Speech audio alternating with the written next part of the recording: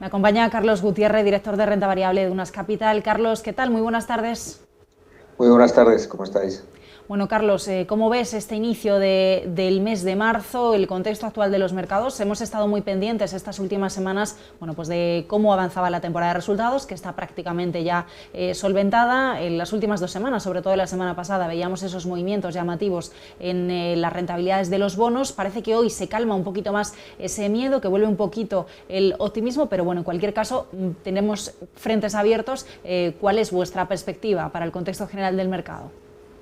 Sí, pues nosotros vemos que tiene una senda continuista en el sentido de que hemos alcanzado un pico de polarización muy importante en términos de valoración entre unas clases de activos como pueden ser los bonos, la renta fija o incluso unos sectores como tecnologías o los sectores más defensivos, energías renovables, que cotizan a múltiplos muy altos, ¿no? Los bonos estaban a tires o están a tires muy aplastadas y por otra parte tenemos las empresas, los sectores más cíclicos, más de economía real, que están cotizando a múltiplos mucho más atractivos. Y decimos continuistas porque ya desde noviembre pues vimos cierta rotación hacia estas empresas más de economía real, más cíclicas, una vez que fuimos ganando visibilidad con la aparición de las vacunas y con la visibilidad sobre que cada vez está más cerca la cierta vuelta a la normalidad y cierta vuelta a la actividad. Y para nosotros ese sigue siendo el escenario central. Por lo tanto, en los próximos meses creemos que van a ser meses de repuntes importantes de actividad y en los cuales, por valoración y por macro, pues creemos que la renta variable, estos sectores más cíclicos, pues van a ser los que más oportunidades de inversión nos van a dar. Dentro de estos sectores cíclicos que, como dices, bueno, pues están dando más oportunidades, ¿cómo habéis ido rotando carteras? ¿Cuál ha sido vuestra adaptación? No sé si estamos hablando, pues, por ejemplo, de un sector financiero, si estamos hablando de un sector turístico, de sector consumo, ¿no? ¿Cuáles serían los sectores y las áreas geográficas que más os gustan dentro de este movimiento de carteras? Sí, pues pese a esta polarización y a esto, a que a nivel general pues no vemos valoraciones muy atractivas, sí que puede parecer contradictorio, pero sí que vemos oportunidades en varios nichos, en importantes nichos de empresas en renta variable. Por ejemplo, el sector autos es un sector cíclico que curiosamente ahora hace unos minutos estábamos en nuestra reunión semanal de Asset Allocation viendo que es el sector que mejor lo ha hecho en Europa en los últimos 12 meses. Pues nosotros en el sector auto llevamos tiempo viendo que hay una oportunidad importante y que lo que en principio fue una amenaza como la llegada de la disrupción del vehículo eléctrico, el car sharing y demás, pues nosotros creemos que es una oportunidad importante porque hay una necesidad de renovar el parque mundial, el parque global de vehículos en la próxima década, ¿no?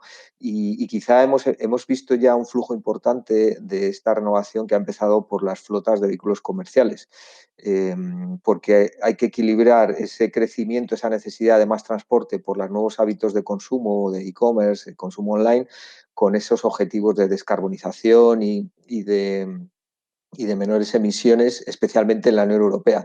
Y estamos viendo que ya muchas empresas logísticas, o mejor dicho, no solo empresas de logística, sino también empresas industriales, han empezado ya a hacer esta renovación de flota hacia vehículos eléctricos e incluso aprovechando estos fondos que ha puesto la Comisión Europea a disposición de los países europeos para la reconstrucción, pues algunas de esas empresas, como grandes cerveceras y demás, están intentando captar estos fondos para atender a esta renovación de flotas.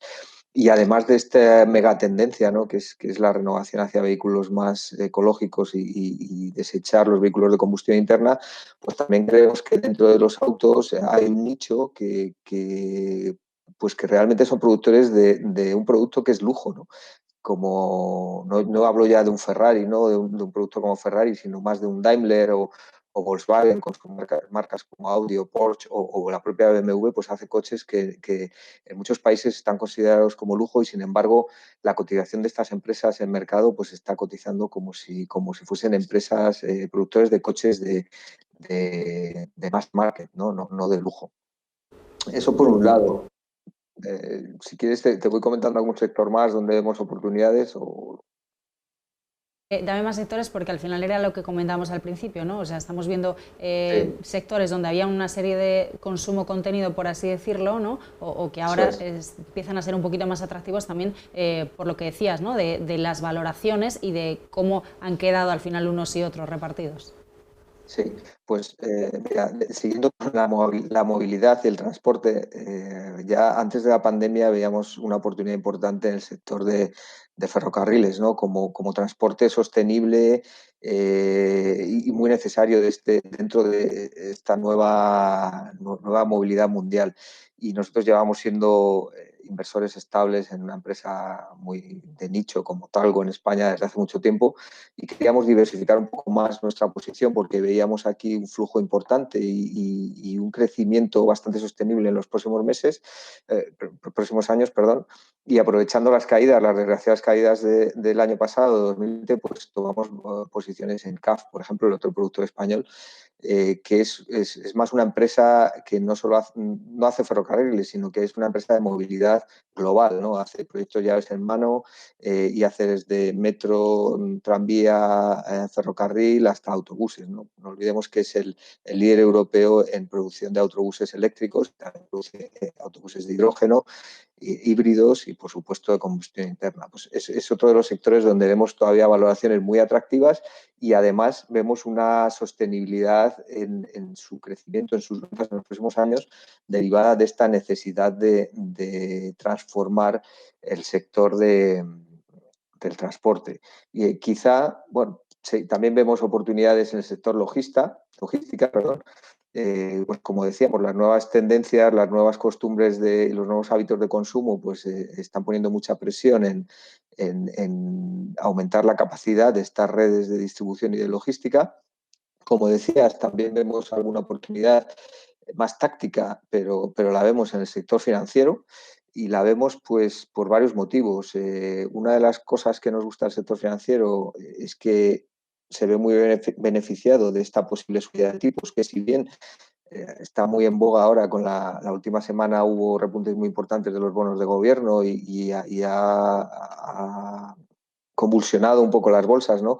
No creemos que vayan a ser mucho más elevadas, ¿no? Estas subidas de tires y que acaben dañando mucho las valoraciones, pero sí que vemos una tendencia hacia que los mínimos ya están vistos en cuanto a tipos. Y esto, pues, evidentemente favorece los ingresos de los bancos, aunque ya decimos que es un poco más táctico. Pero dentro de los bancos también nos gusta mucho una tendencia que vemos también muy estable para los próximos 3, 4 años, y es la exposición a M&A y a reestructuración. Hemos vivido un año 2020 con un shock brutal y donde ha habido muchas empresas ganadoras y muchas perdedoras. Y vemos que algunas empresas por necesidad pues van a contratar estos servicios de reestructuración, de refinanciación e incluso de M&A para ser vendidas a otras, y los ganadores, pues como ganadores de esta crisis, pues van a haber oportunidades claras de crecimiento inorgánico, con lo cual hemos tomado posiciones también en algún banco europeo que es uno de los top 10 en operaciones de M&A en el mundo. También vemos esa demanda contenida que comentabas también, en esa vuelta a la actividad, pues creemos que además de que va a haber una reapertura y una flexibilización de las restricciones, esto va a coincidir con una elevada liquidez en el sistema, no solo en el sistema financiero, con la liquidez que inyectan bancos centrales, sino con la liquidez en el bolsillo de las familias. Y vemos esa demanda contenida de consumo de productos y de experiencias de ocio. Y creemos que en los próximos meses esto va a ser muy importante y va a favorecer empresas como Inditex, como la propia Amadeus o como Avi, la principal cervecera mundial. Son posiciones que tenemos desde hace tiempo y que creemos que también van a ser ganadoras en los próximos meses. Y quizá por último, aunque ya no es un sector cíclico, pero sí que me gustaría destacarlo, también estamos viendo una oportunidad muy interesante en empresas de redes de distribución de energía. Estas empresas, como digo, no son cíclicas, son negocios regulados, con una rentabilidad esperada pues contenida, su remuneración está fijada por ley, Pero sí que vemos que esta mega tendencia y esta explosión de nuevos productores de energía renovable, no solo las propias utilities, sino las petroleras, grandes fondos que están haciendo inversiones en energía fotovoltaica o eólica, incluso a nivel de empresas o a nivel personal, muchas empresas o muchas viviendas pueden generar energía en sus tejados, pues esto crea una necesidad importantísima de transmitir esa energía nueva y canalizarla hacia el sistema. Y eso requiere unas inversiones brutales en redes. También la necesidad de poner, bueno, de un crecimiento exponencial de puntos de recarga de coches eléctricos, también pensamos que va a ser un punto muy importante para alguna de estas empresas, como E.ON en Alemania, y nosotros preferimos estar mucho más en este tipo de empresas que son utilities, pero que no generan energía, sino que la transportan, que en las productoras de energía, donde muchos otros inversores están más centrados, porque estamos viendo que estas productoras tradicionales de energía, que antes era un oligopolio y que producían en un número muy reducido de centrales térmicas o hidráulicas o parques eólicos, pues están viendo amenazadas por la competencia brutal de nuevos productores. Y ya se está viendo que esta competencia empieza a afectar al precio del megavatio hora y creemos que puede ser un driver negativo para el futuro de las ventas de estas empresas, mientras que las empresas de transporte de energía son prácticamente independientes de cuál sea el precio de la energía. Su negocio es transmitirla y son los propios estados los que remuneran esta actividad.